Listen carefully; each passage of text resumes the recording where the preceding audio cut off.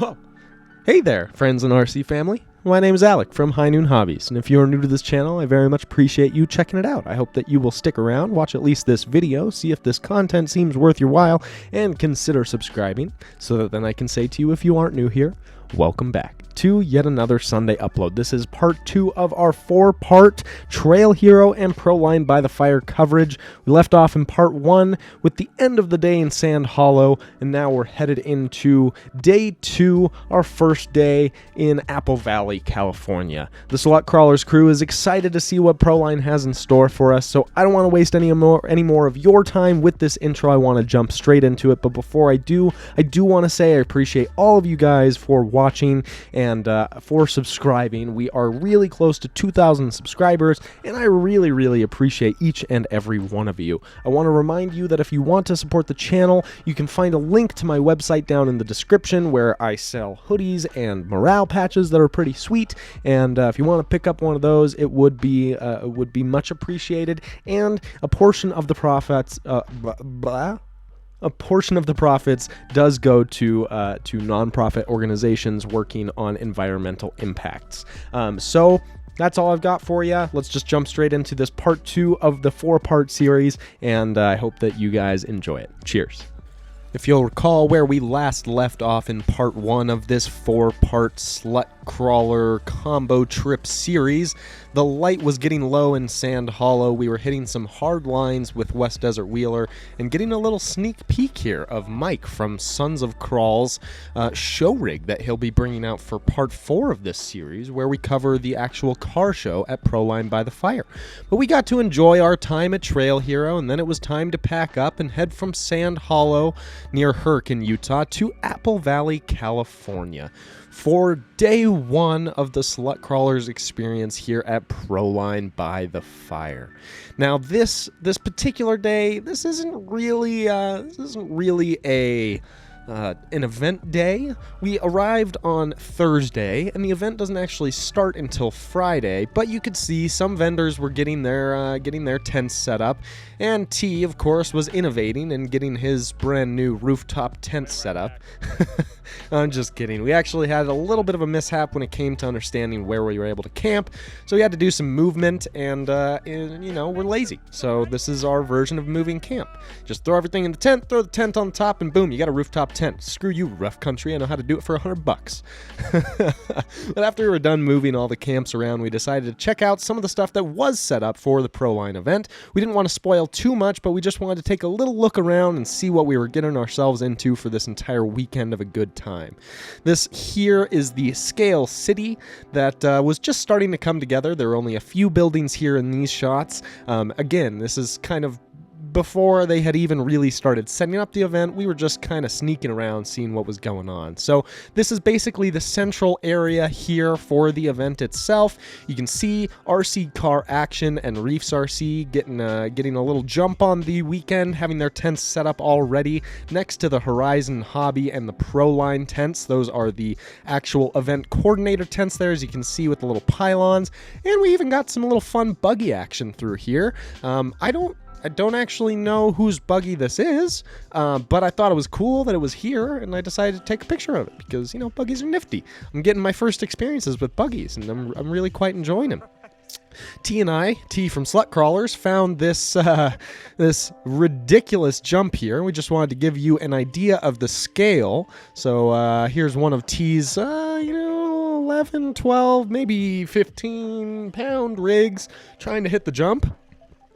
Probably made for bashers, probably made for something a little lighter and with a little bit more speed, but I wouldn't necessarily want to see T throw his truck off there at full speed. I think I wouldn't enjoy the results of it. This was a pretty nifty little gadget here. That was a self-actuated little cylinder, and this was actually one of my favorite obstacles. I just couldn't stop giggling when I saw that one. When we drove over it the first time, we had no clue what we were getting ourselves into, and when those little blocks started it springing back and forth. It was just too funny. But unfortunately, I didn't get any horizontal video of that, so sorry for the vertical video. There's going to be a little bit of vertical cut in here, here and there. I just wanted to make sure I included all the things I thought were cool. Now we're over here at the Rock Pirates booth again, pre-setup. One thing that I thought was really cool that I got to capture here was Operation 11 Charlie, honoring the Rock Pirates boys. That's Steve, Connor, and Christian as members of the Operation 11 crew, and they got these little certificates. They read them off. They each had an individual message for each of these guys, and it was really cool, really touching to see this, and just to see how incredible the RC community really is. These are guys that I've been looking up to for a long time. I've seen them on social media, and finally seeing something like that in real life was just was really meaningful to me, and I thought it was super cool. But the sun started setting, and of course, what did we have to do? We had to do some night running. I didn't capture too much footage of the night running, but what I did capture I thought was pretty golden, so I thought I'd include it here at the end of this part 2. Now here is Trevor.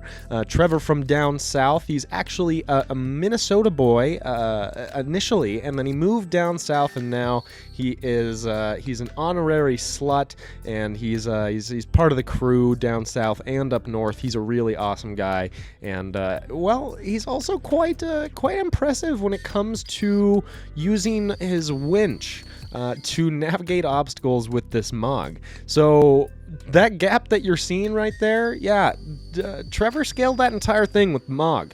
And I don't know if you can really tell. Again, I didn't take much video of this because I just really didn't think that the video was doing the night crawling justice, but that is a nasty, nasty line, and this is a very scale MOG.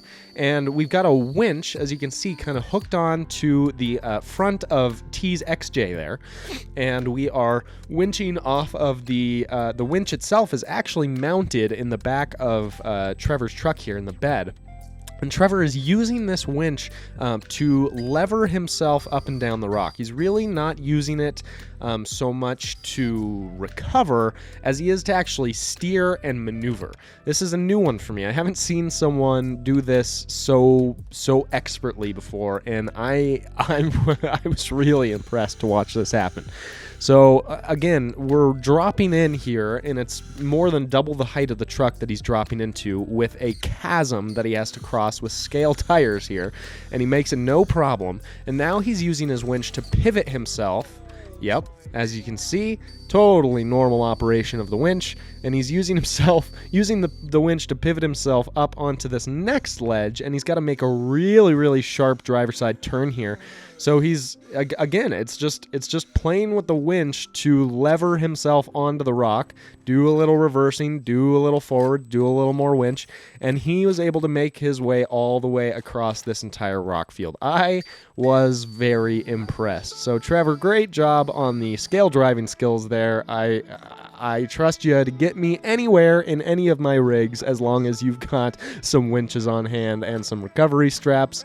But guys, this is about all I got for day 2. It was a pretty short, pretty relaxed day. We just kind of hung out, got our lay on the land, so to speak, so that we could be ready for the first day of the event, which is coming very soon. And so we finished the night off next to the not fire, because we weren't allowed to have them at Proline By The Fire.